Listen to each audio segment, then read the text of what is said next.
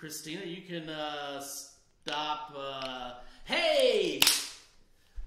Welcome everybody. This is Josh is confused. Nick's out of frame. We are just all kerfuffled. We'll just fix frame and... Oh, okay. You notice there's only three of us again. Actually, welcome to episode 62 of What Are You Drinking Now? So okay. We are only three of us again. Christina has this sinus infection going on thing. Correct, yes, yeah. And it's got us all out of whack. Bringing in the pollen like crazy, man. Yeah. So it's got us all out of whack. But we're going to try to muddle along the best we can. We did a few episodes without her. Hopefully we can remember how to do it. Hopefully we do better than last week. That part I can promise. Well, hopefully we do better than we've done without her before, because that kind of sucked way back then. Although we did replay him in the shop this past week, and a lot of people laughed at him. I think there's actually, if you're looking for a good time, come by the office and we'll do. It's like a rainy day, twib this week in baseball type thing. You come by the shop, we'll replay an old YouTube episode on the big board for everyone. So anyways, how we starting this off? For me tonight, I am drinking the Praga. This is a Czech beer. We have a couple more of these left. This is one of the original Budweisers. So yes, Praga. What you got over there, Josh? I've got the Appalachian Mountain Cidery Mystic Dragon. Mystic Dragon. You're trying that one again. Got tea and rhubarbs and strawberries and stuff. I'm anxious. I'm surprised you're trying that again because you really didn't give it a good review the first time. The first time I had it, I was not a big fan, but I do want to revisit it because I was also out in like Sunland. Was that recently, or that was like a different? No, it was like a few days ago. Like we were playing Jenga out there. Yeah, little Bill's hanging last Thursday, and it just did so. It's always nice to revisit, try another taste. Yeah, you gotta try it twice. Speaking of revisiting, I'm gonna check out the German lager from Edward Teach. This time available in a 12-ounce can. Something about this just seemed right. Little 12-ounce fit in my hand just right. We just got that on draft, by the way. Mm-hmm. Very nice. So tonight I've got a red wine. So I guess you guys are going to start off with the beers that we have. What's looking good over there? It's not beer. We tricked you. Oh, it's a mead or cider. No, that's mead. Yeah, this is mead. That one's mead. Good. I'm happy. Oh yeah. Do you have one on there? Nick, is that blue can there? Do I have a bottle opener on here? Nick, is that blue can there? That's one you're doing? That key jiggling is special for Christina. The blue can, yeah. Okay. Yeah. I'm working on a little product placement here. It's next to the microphone. Like I said, I just didn't know if you were doing that on the show. I'm gonna let the beer do the talking, Rob. Not always a good idea, but when it comes to what are you drinking now, it might work out. Yeah, so we're doing some dwarf. Remind me to label that later. Well, I'll just give you a preview. It does say juicy. It does not say hazy. All right. So we're doing some dwarf invasion. So this is a mead done with cherries. Whoa, color! Cherries. I'm not gonna lie. Every time I've had it before now, it's been out of the bottle, so I haven't seen the color. Now that I'm seeing the color, a lot of how the beer or mead itself tastes makes a lot of sense. So you said this was cherries and what? Hops. Hops, okay. I thought he said almonds hops. That's way cooler. You gotta have a really full glass there, Rob. I'm asking if you guys want the rest of this. Did you get enough? I'm asking if you guys want the rest of this. That's a big bottle. Sorry, we are only a three-legged team now. I know, right? Yeah, I'm used to 4-person protocol, you know. So, oh God! I do get that honey right off the bat. You probably want more of that than this. I do get that honey right off the bat. Oh yeah, on the nose. So this is a D&D drinking mead, right? So Bee Nectar is the meadery, and I forget where Bee Nectar is from. They would be from Ferndale, Michigan. Michigan, yeah. It all makes sense now. Their sense of humor with naming, labeling everything is delightfully dark. Would be the best way I can word it. Their art style, everything about it, just leans towards the darker side. But their product is so good. Oh yeah, the description of this in the battle of craft versus crafty. The time has come for dwarves to show the giants they mean business. With blades as sharp as tart Balaton cherries, they can cut their way through the deceit with the ease of pure honey flowering over fresh hops. I definitely get the honey. I get more honey than cherry, but I do get cherry too.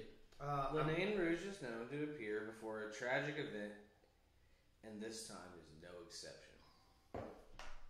It's only a matter of time before the dwarves declare their victory. Wow. Like I said, this is no mere movement. This is dwarf invasion. It's a D&D drinking beer. Absolutely, yeah. Everything about that. I was always more of like a dark snow guy, but I dig that. Yeah. This is one where you pump up the big drums.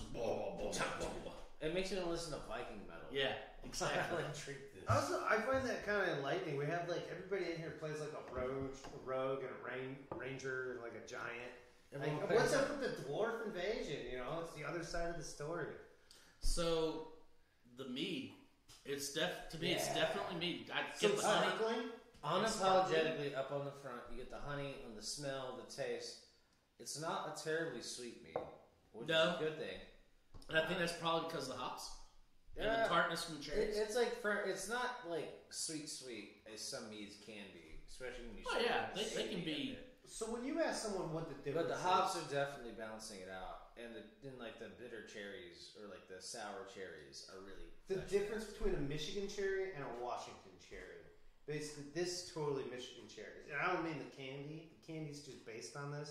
Michigan cherries, they get a lot of sunshine. They're in the banana belt further north. They call it the banana belt. Awesome. It's a sun belt in Michigan because of the lake effect and all this. It's really sunny, especially in the northern summer. So they get these really cool cherries, but they're like dark and tart, and they have that sour cherry flavor. Versus like those Rainiers we were talking about earlier with another taste. They're like syrupy sweet. Yeah. Yeah, and some of the meads can get really syrupy sweet. Yeah. And very easily. I mean, they just go straight honey. Mm-hmm. Like put the honey's good, but honey, the hops is honey pretty in there. That amber quality of honey that has that tannic that enjoys the hops. This drink right here, the way it's fermented out, the way it tastes, this is like one of my favorite meads. I got a little belch there. You guys go? I haven't yet, but does anybody catch like a cinnamon smell? Almost. Almost spicy, especially on the finish too. Like on the palate, like that clove allspice on the back end. I don't think there's anything thrown in there like that, but depending on where the honey's harvested from and what the bees fed on, the honey will adopt flavors. You know, I think someone who drinks an old fashioned would like. I have to say that that might not be a bad or like a Manhattan recommendation. Light flavor. Yeah. I have to say I agree. This is one of my favorite drier honeys. I mean, drier meads. Excuse me. I think Bee Nectar. I haven't had anything bad from them. They do ciders, they do meads, and they're all excellent. Well, I guess the only thing to do in Michigan is make alcohol, because Lord Bells. knows everything I've had from Michigan. It's in New Holland. Pretty darn good. As a Buckeye fan, I think that's probably the only good thing coming out of Michigan is alcohol. Bell's found Well, I've heard they've got some pretty good sports teams. No. So let's go ahead and finish these off so that we can get on to next. So there's like this whole blank spot there. Slamming me. Somebody was talking about a state from up north. The other nice thing about this, though, as far as slamming mead is concerned, this is only 6% ABV. Now I'm going to say I think the only, and it's if you're a mead drinker, it's not that bad. It's flavor over booze all the way. But I was going to say the price point. But like I said, if you're a mead drinker, it's not that bad. It does come in at $10 per 500 milliliter bottle, which would be 16.9 ounces. So basically, you're looking at like a Guinness can. Yeah. But on the other hand, you saw we were eager to split that between 4 people. For a table pour, that would be excellent. Yeah, and mead generally is a little bit more pricey. Additionally, Rob, you get honey costs more than. It's going to be a whole buck off. You throw that in a 6-pack around there. So, just saying. Anyways, I brought something cool. We're going to follow up the juiciness from the cherries with sycamores. Juiciness. I did it. It's an India Pale Ale. Josh doesn't look like he wants to finish his.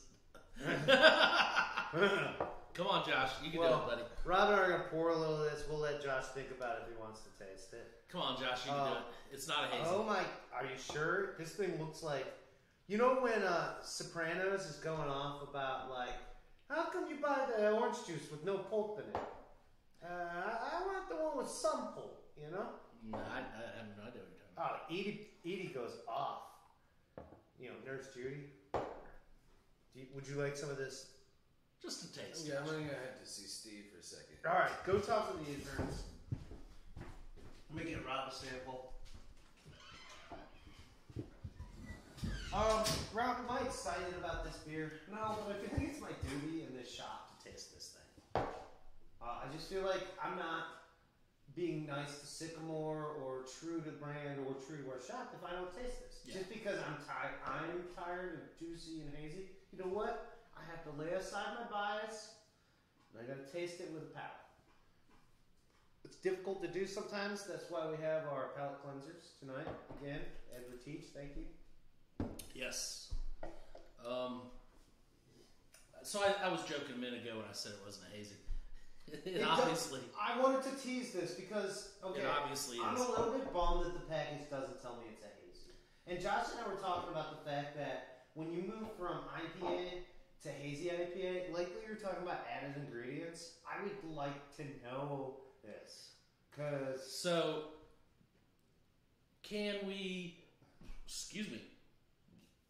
Ooh. And now Josh is going to tell me it's not added ingredients because they're transitional ingredients that come out by the brew's end. I can't wait to have this. Can we not just assume intrinsically that if somebody says if juicy, it means hazy? This is what I wanted to know. I mean, we're already talking about... So Sycamore's out of Charlotte. So I guess it's fair to say in Carolina, if someone makes a juicy IPA, it's going to be a hazy. Well, yeah, and we have to consider the fact that I'm going to say 99.99% of the hazy IPAs I've had have had that citrus juicy quality. Dude, it is juicy. So, I mean, with the fact that this has got oranges and grapefruits on the can, and it's calling juicy. That is hazy. It's a hazy IPA. Now, I guess here's the thing. I got to remember that you said it's the Haze Craze dead. We've been talking about No, this. unfortunately, it's not. It is not. There were guys this afternoon who were buying 2 different NEPAs from the same brand, just like consecutively. And for me to look at that brewery and say, why do you guys keep doing NEPAs? And here's That's the thing. why. For us who are in the shop all the time and are exposed to it, and because it's in the shop, we try them. This is true to form. We try a lot more hazy IPAs than the average Joe off the street. So the average Joe is still looking for the hazies.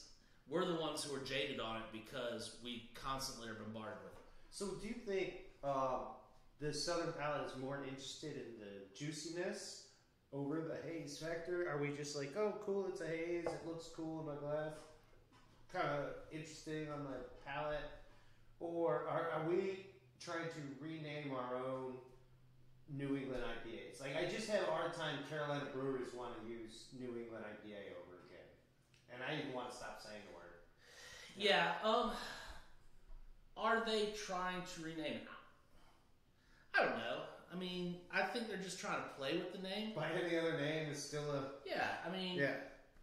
I think they were just trying to come up with a name for it. It fits brand-wise, it fits in their thing. It the fits. label's cool and fun. I did say it doesn't say hazy on it, but other than that, I don't really feel deceived by the label. It was pretty... Sure. Like, even, look, what color is the pop tab? It's orange. Orange, yeah. So I have to, like, grab like I said, orange. they got orange and grapefruits right on the label. Yeah. So, I mean, you know it's going to be citrusy, which, like I said, anything that comes out citrusy to me now... It's like Tropicana orange juice citrusy. Yeah. And like some hope. Have I had hazies that have been more? Yes. They've been juicier. But this is right there in the... I mean, if you like a hazy IPA, you're going to like this. Yeah. I mean, this is your everyday, average, go-to hazy IPA. And It's $3.69 a pint. So getting into the palate, I thought one of the unique factors of the hops here, besides just blending with the juiciness that they're talking about, is that I'm getting a nice tannic feel that goes good next to that haze, which is almost kind of a milky kind of feel to it. So this tannic, milky, juicy. I do want to say, if you are joining us on Facebook Live and you want to join in with the conversation, go ahead and type out a comment, and I'll respond to it. I am watching the feed. So excellent. Yeah, we do appreciate the new Facebook Live feed.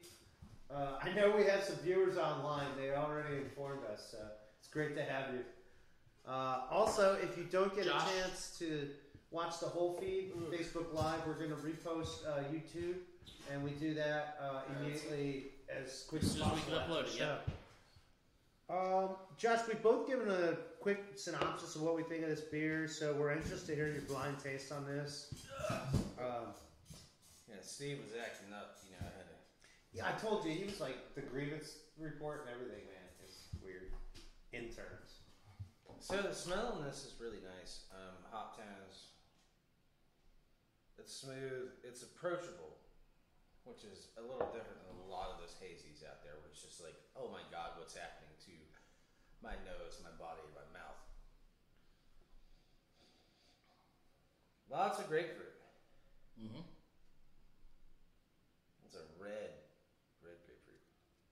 It actually has a red flesh grapefruit on here. That's I'm almost tempted to say it's grapefruit and an orange. No, that's a solid IPA right there. So, I think he kind of hit right on it. It's a hazy IPA.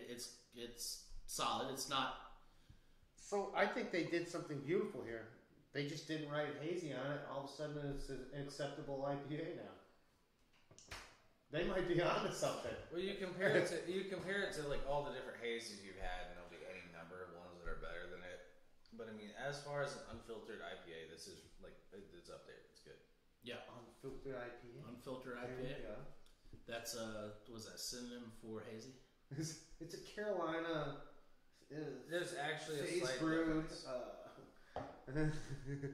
So, Josh, I went out on a limb and said that anytime I see an juicy on a can, I assume it's hazy. I assume it's hazy. Which is so terrible because we've got the Futures Fluid in there, which remind me, I gotta buy one for Dad. I drank his beer last night. Yeah, it's almost gone too. That stuff, I mean, that is juicy and not hazy, which is not common nowadays. It used to be all the rage to have your clear IPA that tasted like fruit. Yeah. Now it's... Well, the 2021... So I do have to say that the bitterness is not there for me on this one.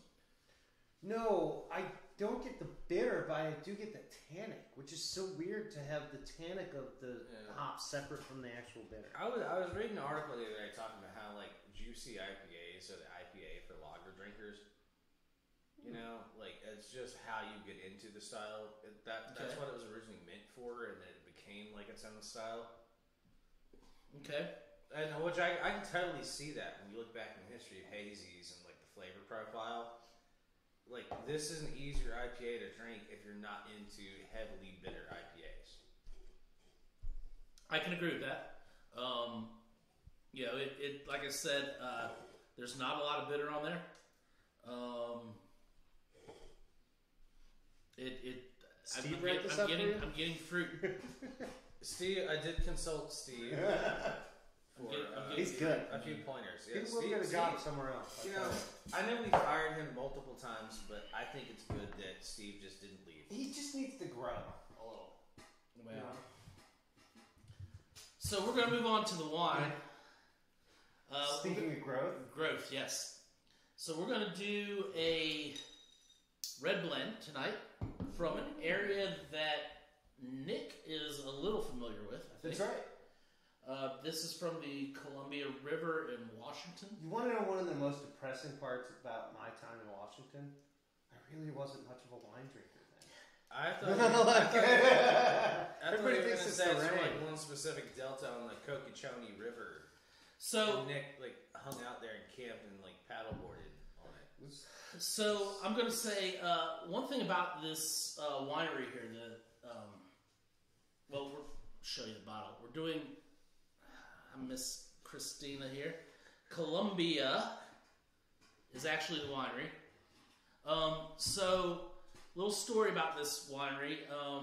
Way back when, before any of us were born, in the very late 60s, a group of guys got together and kind of were around Washington and said, this actually looks like wine country. So they... When did you say? 69, actually. It sounds like a great time to all of a sudden come That was- upon that this was- realization. Yeah. I'm going to tell you there's a reason that helped them. So That was a good year. they actually... And it's the first BLM movement, not the second BLM movement. So they actually were the ones who got the Columbia Valley listed as An AVA. an AVA. How far out of Richland is this? The Columbia Valley? The wine listing, the actual bottling. Nick, you're the only person here who understands It's in Washington Richland. geography. The winery is in Richland. So they also were. One other thing about this, they are also the winery that brought the Syrah grape to Washington. That's cool. That's really cool. So they thought Washington would make a great French wine region. Turns out they did a little better with the Burgundy than the Coats. But anyways. Got some glasses here. So, I can tell you, you're talking late 60s. One of the developments that Might have to happened... wait till you get back on mic. One of the developments that happened... Look at that color, guys. Yeah. Well, I mentioned the BLM movement, so I'll explain what I'm talking about. I'm not talking about the Black Lives Matter movement, which is great and awesome, and that's something modern. But back in the mid-20th century, after following World War II, really starting after the Depression, has to do with the work's progress, there began to be these water reclamation projects. They built dams on major rivers, and so you have the Hoover Dam, you have the Cooley Dam. These are the first of the large-scale dams that they did. What they developed with the Cooley Dam was an entire irrigation project. It's called the Columbia Irrigation Project. Richland sits right at the south bottom of it. So what you could do is have vineyards all over and collect from the bottom of Richland. So, and you could even literally barge them down there, like free of cost. Like BLM gave land grants to people because they were basically reappropriating old homestead land. Did I miss this? What was the BLM at that time? Bureau of Land Management. Okay. Mm-hmm. All right. It's still a government agency. They just sort of got co-opted when they reassigned. I think it's under Department of Energy now. So, which is that sounds like a government thing to do. so some guy in the cabinet owns this process now. But just the water, the land has been given leased to people. Many of those were vineyards, cherry orchards, apple orchards, wheat farming. It used to be the only thing they did out there before then was like sugar beets, they call it, and they made sugar out of like little ground crops out in the desert. Oh. I'm talking about like there are salt lakes out in this area. It's a really cool area. Very few people stop by this area, but if you ever want to see a cool show, go to the Gorge in George, Washington. You mean there's more to Washington than Seattle? You go to the other side of the mountain, man. It's a great backpack. That's not included on the Amazon tour package. We don't like showing much. It's kind of like the telling people from, All right. I'll skip the whole Jersey Brunswick County joke. So I'll get on with the geography and let you guys. Back to the wine. Anyways, but I do appreciate I do appreciate the little history lesson there for the and so it for the wine region. I mean, that actually is that's a really cool way. There's a sub-AVA with an adjacent river that comes in right where Horse Heaven Hills, Yakima Valley. Oh, Yakima, straight up from the area that we're talking about, straight to the top of Mount Adams. Horse Heaven Hills is which river? The what? The Horse Heaven Hills. I can't. Triple H. Yeah.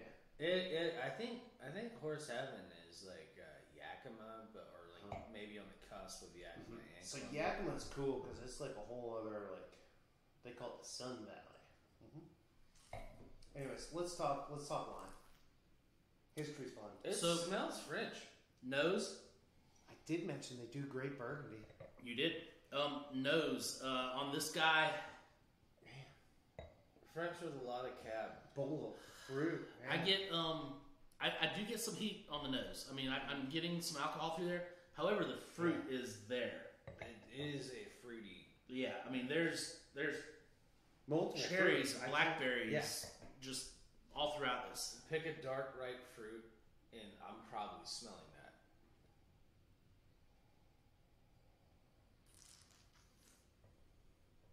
I'm enjoying the nose. That second, it was nose still. I'm just... So, yeah, I mean, yeah, the nose is quite enjoyable.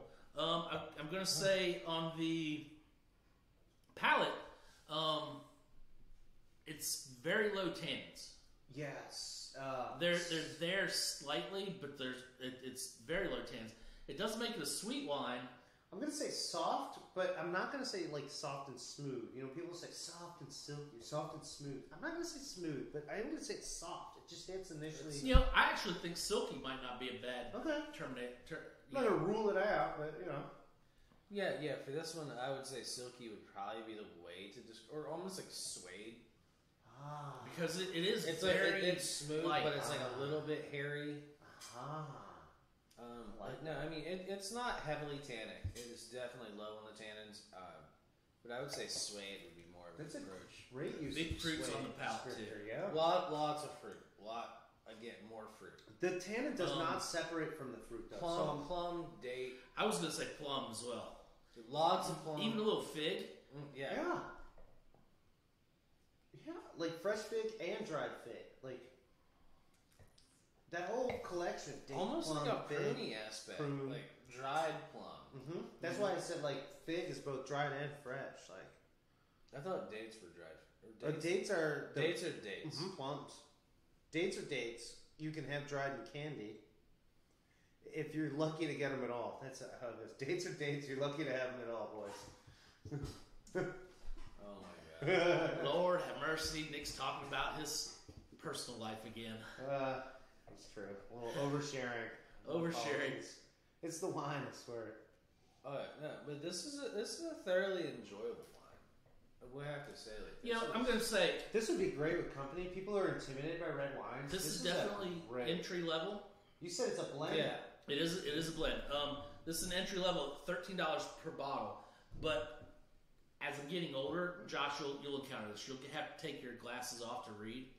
Yeah, no, it happens to me all the time. I've got all this. Right. So this is a blend of Syrah. What's this about to say? The Schnathis. Schnathis. Put this in Are Schnathis. You asked about the blend? Yeah. Okay. We just figured we needed some background chatter. No, I'm fine without it. But if you want to talk without me, I'm fine without that. I'll just sit here and drink. We got two candles. Yeah. What's the animal from the Muppets sound like? He's not gonna read it. He's not gonna. Gonzo. You should. Rob is Gonzo. Speaking of Muppets, they've got a new show coming out.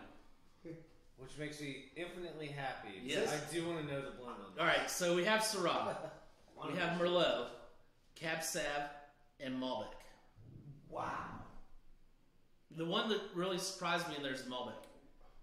It's really soft for a Malbec. Yeah.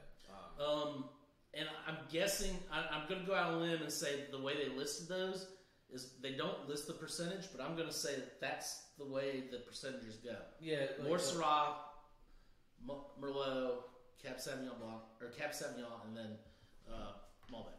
It's cool they're giving Merlot its chance to shine again too. If that's the case, they're doing like a heavy percent Merlot. I always appreciate anyone using Merlot because Merlot is a grape that everyone craps on nowadays, but it's kind of one of the most important grapes of all time. So Merlot could be what's giving it that fruitiness. Absolutely. And taking the tannins down. So big fruit. I could go with that. Syrah's always known for having some gem fruit in there. Though. Yeah. It's not its biggest proponent. But always, it's not like Syrah fruit. Well, and that would be the thing. I would think you have the Syrah and the Merlot bring I forth always the fruit. associate those cherries with the Syrah. Yeah. I tell you what. You have that bring the Syrah and Merlot bring forth the fruit, and then you have the Cab Sauvignon and the Malbec bring forth. I'll tell you, in a little the while. winemaker, I think prunes, he nailed the barrels on this one. Okay, What he's looking for Mhm. with like the toast and like the oakiness, like I think it's perfect the way it is for being entry level like red blend. I think he nailed the oak. So On it. Josh is on It's just there. This is what they love about the Washington soil is that it's been desert for so long, but these ancient floods happened. Okay, period over period over period. So they've got minerals from like 12 different ice ages just sitting on top of each other without being corroded and degraded. And so what they're able to do is they really tap into these levels of minerals, so they're just latent in here. Like the terroir is basically it's so profound it's neutral, and then through the crafting they're able to really reach in and go after any particular piece of that terroir they're looking for. Washington crafts some really good wines. They do. It's almost like it's such a blank palette that it gives that wine maker all that expression. Yeah, I can agree with that. So it's like I do get some toasty, smoky notes on the back But end. just enough. I'm glad you Yeah. said smoke. I really am. Right as I like got this taste there, I kind of thought, what is that? But the vanilla's there, that little bit of toast is there, you know. It's like it's not a whole lot, but it's like just enough to Yeah, kind of round it out. I agree. I think they really hit it out of the park on that. For being so entry, I do find that it's a very complete and pleasing wine. So I'm not looking for another bottle of something else. I'm making sure we have enough of this to serve the guest. You know. we got our. Anybody else ready to go to review? I think we could punch right back around. Let's go. With Starting out with Dwarf Invasion. So we started out with mead tonight, which is not normally the way we roll. It was a hopped mead though. Hot mead, yes, absolutely. Hot mead with cherries. Dwarf Invasion. I'm gonna go on a thumb and give it 1.75. Excellent execution. If I could say anything, I'd either want it drier or more boozy. Okay. Okay. I said. With the 6% ABV, it is asking a lot for someone to drink it. 6% is relatively low for a mead. I agree. It's actually really low for a mead, but so I'd say like either amp the booze up or make it drier. Okay. Which would also I actually, God, man, he really twists an arm. I tell you. Yeah. So I have to agree with Josh on that. Yeah. I said earlier that mead drinkers are used to a higher price point, but at the same time they're used to a higher ABV because of that price point. Or Because I think I actually like conjunction. this wine. more price, Sorry, more you're wrong. punch. Yeah. Kind of that So- mentality. I think here's my conundrum. I think this taste-wise, it's nailed on the head. I couldn't ask for anything more from it. Price-wise, I'm going to say, where's the ABV on it? Because I want to be able to share this bottle of mead between three friends and know that I had a bottle of mead. I think at least closer to 9 would do it. So I'm going to say for my review, I'm going to go. God, I like it so much. The flavor so much. I'm going to have to go 175. That's what I'm saying. mean- that's the only. If that's the only thing I've got to Greg. Yeah, I'm going to have to agree with Josh on my review, the 175, because, like I said, I really like this. The flavor is just beautiful. It's it's spot Unfortunately, I could drink it all day, and at $10 a freaking bottle, it's going to hit my pocket all day long, hard. Yeah. Well, and if it was stronger than 6%, you might be seeing dwarves. That's or right. Walking like That's right. All right, Nick, how about your review on it? I feel pretty positive about this. It's definitely, I would say, one of the better, if not towards the top end of the meads that I've ever tried. Josh and I have a personal favorite mead that probably has, special, intrinsic meaning. If you guys ever get a chance to drink Viking's Blood, definitely go for it. Oh God. The dark one, too, out of the skull. Anyway, since that's not what's going on, we had a sparkling Was it really flavored sparkling? mead. I didn't get So much sparkling. while it had bubbles, I thought it could have been bubblier. So there's a couple things that I It was slightly am Okay. on Josh's side with. that I'm not maybe as extreme about, and maybe if they went after all three of these, it would like fix the whole flavor. Is a little more bubble, a little less cherry sweetness. Just don't push into that Ludens territory. Less Ludens, more boozens, right? So you get me up about 8.5. You start competing with Imperial IPAs. You're talking about a hot product for $10 that's bigger than a pint. Fair price then. Once you start going 8.5 to 9.3, I can do that. You bubble it a little more. You bump that juice down or fully ferment this, and voila, you're going to have that drier flavor that we're all talking about. I hope it doesn't lose that sour there. That sour part of the cherry, that tart was so cool and fun. They really nailed the cherry flavor. It was so fun. I would have to say that I didn't get towards the Ludens. I got the cherry. I got more honey. I'm not calling this cough drop. Yeah. Anyway, I'm just saying, let's go. If it's a spectrum, let's just. But aren't Ludens cough drops just cherry candies? Just madly popular. Yeah. So anyway, what's your rating on it? My rating basically, I gotta say like 1.6. I just don't know if I'm putting a hop mead up 1.75. Hey, that's really not bad for Nick. I mean, he's very critical when it comes to. I am, especially once you say hopped in the word, I'm thinking like instantly it's gonna be an IPA. So just and I know all beer has hops, but it's just one of those things. So 1.6 is not bad. That's great. It's one of the best meads I've ever had. Let's move on to yours there, Nick. Juiciness. Apparently, I still have some juiciness to try out. Yeah. A juiciness. Despite my earlier claimer that I believed it may be false advertising, From Sycamore, we reevaluated that this is not false advertising. Sycamore did a perfect job labeling and packaging this. This is very much a Carolina Juicy Pale Ale. Josh said it's a fine India Pale Ale. It's very true.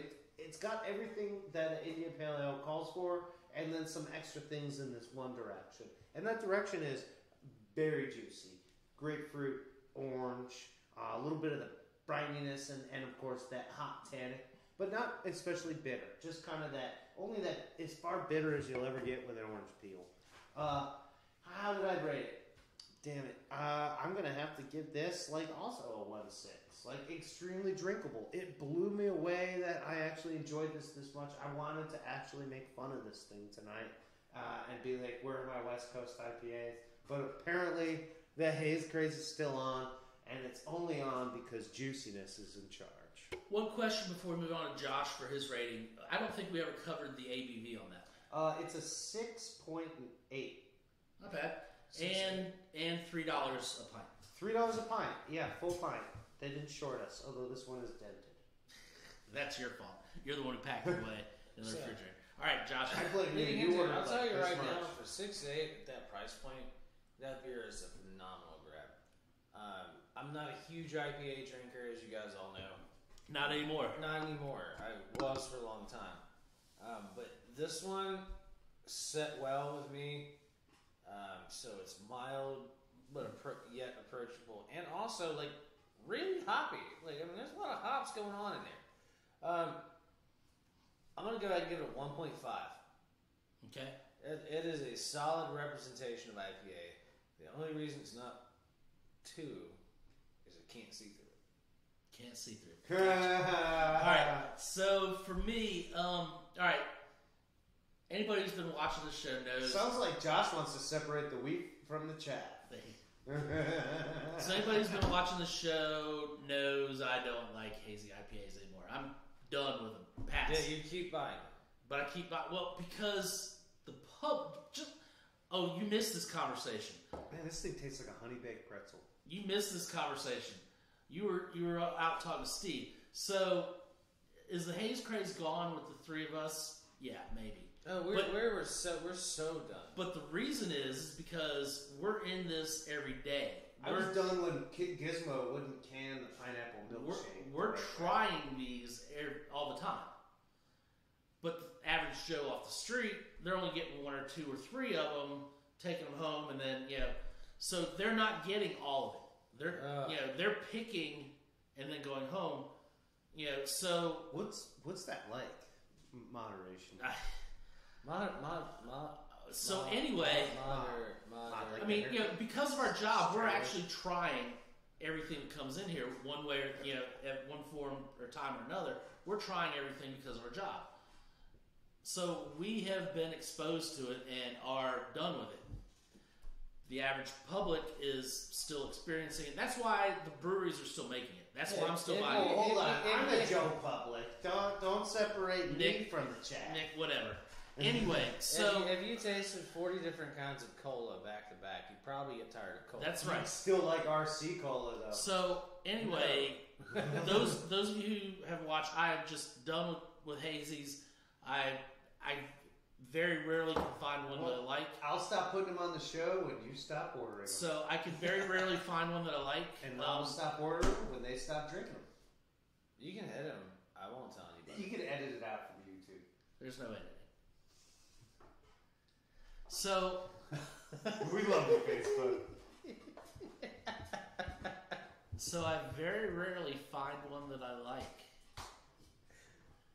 This is one that I like. Oh, whoa! I've been trying to say that for you guys 5 minutes. See the turnaround on that story? I've been trying to say that for 5 minutes, Nick, and you wouldn't let me. It was obvious in the beginning. That's how the story ended.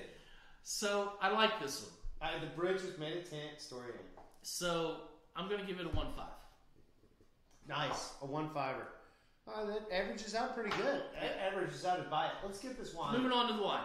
So wine, red blend, Columbia Valley and Columbia Winery. These are the forerunners of wine in that region. Presumably, They started the region. They brought Syrah to the region. This is their entry level. It's simply called Columbia, a Columbia Winery. $13 a bottle. I'm giving it a 1.5. It's a solid $13 bottle of wine. Fruity on the nose, fruity on the palate, slight tannins there, and a little smoky toasty on the back end. I give it a 1.5. I would have to go ahead. I'm going to give it a 1.75. For the price point for what it is, this is absolutely hitting it out of the park. This flavor profile, the aroma, the nose, all of it. Like, this is a really good wine for $13. And if this is entry level, God forbid. It is entry level, yeah. God forbid what they do when they put their minds to it. You know? No, I mean, this is a really ultimately palatable wine. Like, I can't think of people who say they drink red wine who would throw this wine away or say, I'm not drinking that. I would agree with you. Yeah, if somebody like gave you a glass of wine, like this is red wine, and you drink red wine, even if you like the really crazy stuff, like you wouldn't dump this. Like, no, this is like a solid, legit red wine. I like it a lot. Yeah, I mean, is it Stag's Leap Artemis? No. It's not Camus. Also, if someone never had red wine before and I gave them a glass of this would be pretty representative of red wine. Yeah, I mean, it's entry level, and taking that entry level into account, I have to give it a 1.75. I mean, this is a really solid. Have I had other entry level reds that are better than this? Yes. Not often, though. Not really often. And a lot of the times the price point's a little higher. You know, but for this price point, this quality of wine, I can't give it a bad rating. This is a good wine. So, you said 1.75. 1.75. 1.7. Golly, Josh is straight 1.75. He's high on it. He's high. I mean, not high, but high on the wine. His thumbs. I'm not high on the very wine. high tonight. You want me to get high on wine? You want me to start a rating on this? I Let's feel hear it. like I guess I should follow on what Josh said, which is basically one of the cool things about rating beer and wine is just because it's affordable, or another word, cheap, and just because it's simple, or some people might say entry level or simple, doesn't mean it's basic. There is stuff to enjoy about this, and there's so many permeations that begin to creep out of this glass, yet it's so amazingly approachable. For this, I'm like on my 1.6 trend. I feel like that's right where I'm at. I'd be a 1.5 with this taste, but that $13 price point and just the approachability of this wine. This is not niche wine. I can share this with anyone. Mm-hmm. I can agree with that. Good rating there. All right, so that brings us to, I think, the end of tonight's episode. This was episode 62. 62. What are you drinking now? Please, if you're watching on YouTube, do remember to like, comment, subscribe. We need input. And you guys don't tell us how you feel. That's right. We don't know what to do. That's right. That's right. And do you really want to leave three guys and Christina? Well, yeah. To our own measures? No, you don't. Yeah, and we're obviously lost without Christina. So all I can say is on that note, just like follow up on he said, like, subscribe, comment, and you should definitely tell us what you're drinking now. The only thing I have to add to that, good segue out of here, but I got one thing to add. If you are watching on Facebook Live, realize we will try to do this 8:45-ish, 9 o'clock every Monday night, and then we'll go from there. So, and if you want to watch Facebook Live, by all means, comment on that and let us know what you think of the show. If you have anything to add, let us know. We'll respond. All right, guys. If you don't tell us, we don't know. That's right. We're going to keep acting like fools. All right, guys. Take care. We will see you next week, and we're out.